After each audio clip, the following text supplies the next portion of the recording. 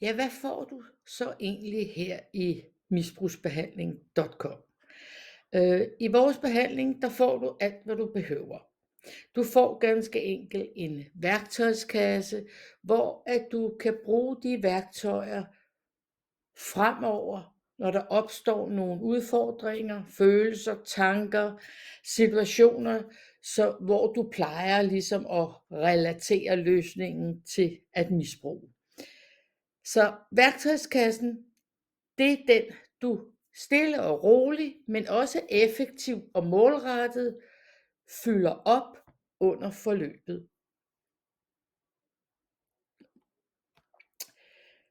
Man kan sige, at den tankegang, der skabte dit problem, kan ikke løse dit problem. Så en del af værktøjskassen, det er, at du ændrer dine tanker. Du saver nogle af de dårlige vaner af, og du hammer en milepæl igennem dine benægtelser og forsvarsmekanismer. Fordi du bliver nødt til at ændre din tankegang, hvis du skal have løst dit problem. Men jeg er nu fortrøstningsfuld, fordi jeg har aldrig mødt en, som ikke kan.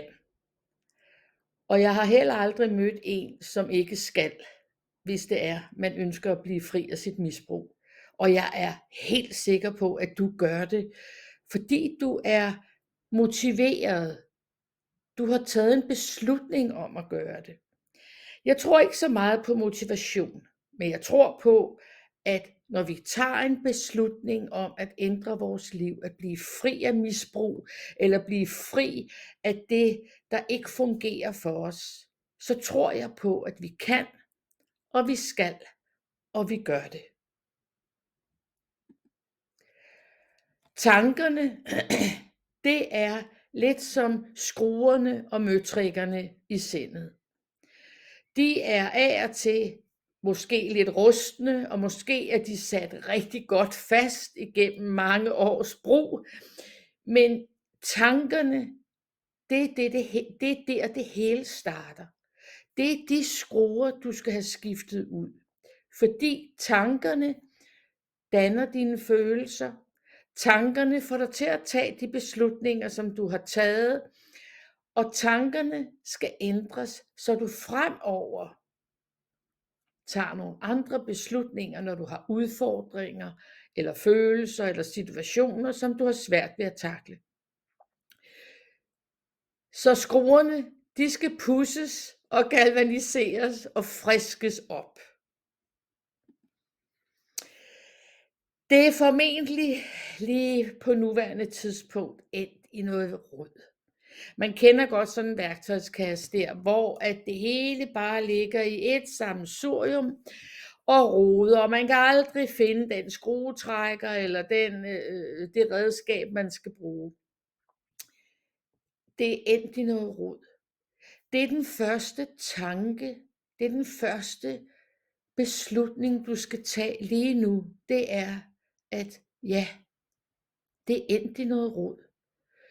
Tager man ikke den beslutning og den erkendelse, at det er endt i noget rod, så vil det være svært at gøre noget ved det. Fordi hvis man ikke har noget problem, hvis der ikke er noget rod i eller i værktøjskassen, så er der jo heller ikke noget at lave om. Så sæt dig her nu og mærk efter. Er livet endt i noget rod? Ikke på alle plan. Det kan være, at der er noget, der fungerer for dig. Dit job måske, noget af din familie. Der er nogle ting, der stadig fungerer. Måske motionerer du og spiser sundt.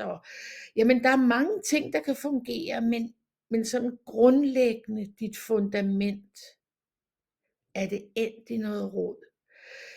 Med sikkerhed kan jeg sige, at hvis du er havnet i noget misbrug, og det kan være også bare som pårørende, at du har en misbruger i din familie, som virkelig gør dig bekymret og bange og nervøs for, hvad der skal ske, jamen så er din værktøjskasse endt i noget rod.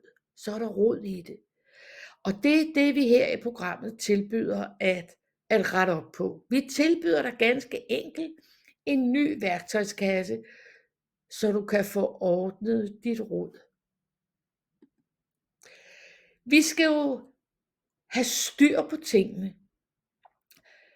Når alt er endt i noget rod, så har vi mennesker det med at prøve at kontrollere det.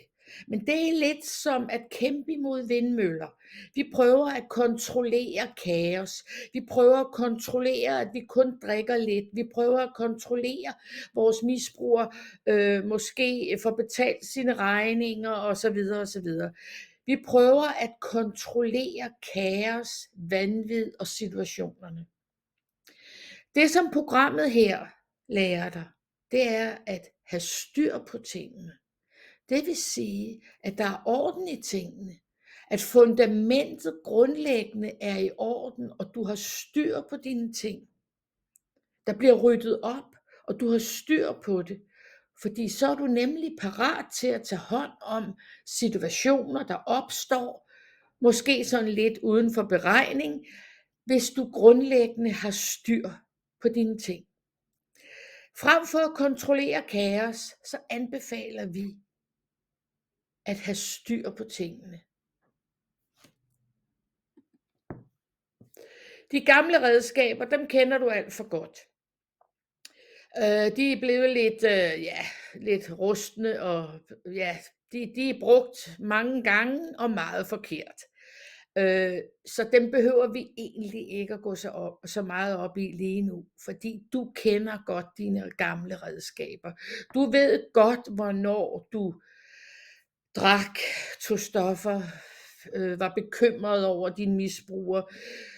Du kender godt de gamle redskaber.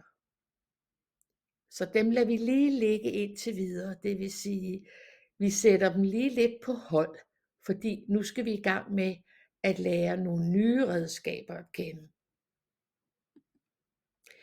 De nye redskaber, det er fundamentet i dit fremtidige liv. Og de redskaber, som der er i programmet her, det er redskaber, der for eksempel kan fjerne trangen til at misbruge, eller trangen til at kontrollere en misbruger, hvis du for eksempel er pårørende. Og det sker for eksempel ved hjælp af lydfiler. Der er mere end 80 forskellige lydfiler, som både kan fjerne trangen, fjerne den indre uro, og fjerne stress og bekymring. Og så er der et hav af foredrag, som for eksempel det her, hvor at du får viden, hvor du får noget konkret viden om, hvordan man får rettet skuden op, hvordan man får lavet en radikal ændring i sit liv. Så er der personlige sessioner.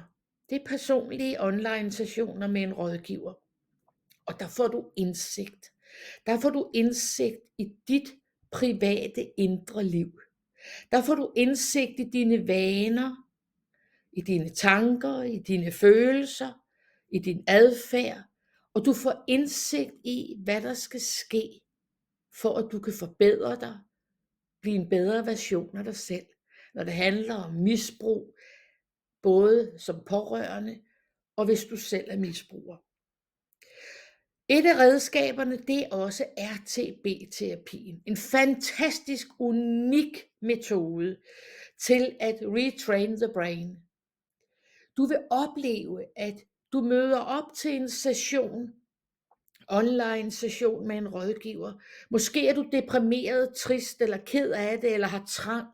Og så vil du i løbet af en session på måske en halv til en hel time få retrainet the brain, og der vil du opleve, at det negative forsvinder. Teknikken ændrer ganske enkelt det negative til ro og fred. Og det er en ganske unik metode, som kun vores rådgivere lige pt. Anvender. Men vi håber, at flere rådgivere rundt omkring i behandlingssystemet vil lære den, fordi den er ganske unik til misbrugere. Til at fjerne for eksempel trang og at ændre dårlige vaner. Så har programmet her også det, vi kalder support for livet, og det er selvhjælpsgrupper. Vi henviser og giver dig adresserne til et hav af selvhjælpsgrupper, som faktisk findes over hele verden. Det er AA, NA og for pårørende og Cocaine Anonymous, anonyme alkoholikere, narkomaner osv. Men alt det vil du høre mere om, fordi du skal finde de selvhjælpsgrupper, som passer netop til dig. Så er der 24/7 online adgang. I programmet her har du mulighed for 24/7 at få ro i sindet, fjernet trangen, måske oven i købet tale med en rådgiver. Og det er fundamentet. Det her, det er den værktøjskasse, som du får i programmet her. Så er der nogen, der vil sige, ja, men er livet så en dans på roser, og er det bare et spørgsmål om lige at gøre lidt rent og så videre? Ja, det er det. Livet er en dans på roser. Hvis du har det rigtige værktøj, hvis du har de redskaber, som du faktisk er født med, og som du måske har glemt at udvikle, fordi du har udviklet et misbrug i stedet. Jamen hvis du bruger de redskaber, som du oprindeligt er begavet med fra fødslen, og tilpasser dem din voksne alder, jamen så er livet faktisk en dans på roser. Og jeg tror på, og jeg ved personligt, efter at have arbejdet med personlig udvikling i mere end 40 år, så ved jeg, at personlig udvikling, det behøver ikke at være forfærdeligt, gøre ondt. Meget psykoterapi, det gør ondt undervejs, så man er ked af det osv. Men programmet her hjælper dig til at have det godt undervejs. Så ja, personlig udvikling, programmet her, det er en dans på roser. Det drejer sig om, det er, at vi skal have lavet de rigtige forbindelser i dit sind, i din hjerne, i dit liv, i din adfærd, i dine følelser. Vi ved godt, at når en bil går i stå, så ved vi godt, at startkabler kan være en god idé. Og startkablerne, de virker kun, eller bilen starter kun, hvis startkablerne, ja, er som det ses her, en sort og en rød. De rigtige forbindelser virker, og det er det programmet her giver dig. Vi danner og knytter de rigtige forbindelser i dit indre, i din adfærd, dine tanker, følelser osv.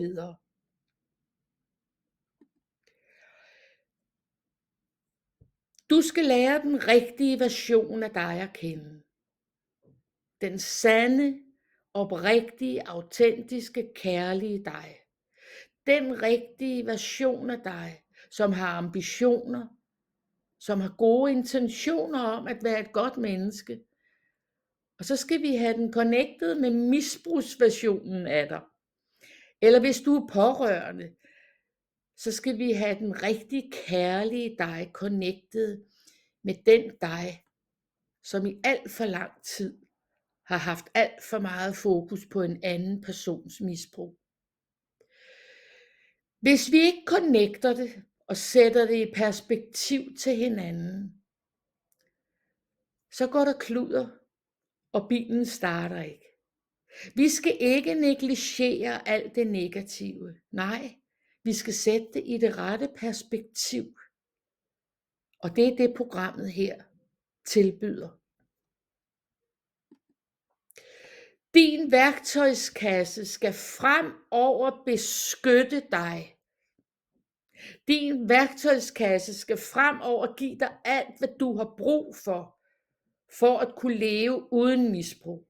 Og er du pårørende, så skal værktøjskassen give dig det, som du har brug for at blive et kærligt, omsorgsfuldt menneske, uden alle bekymringerne og kontroltabene i forhold til den misbruger, som der er i din familie. Din værktøjskasse beskytter dig.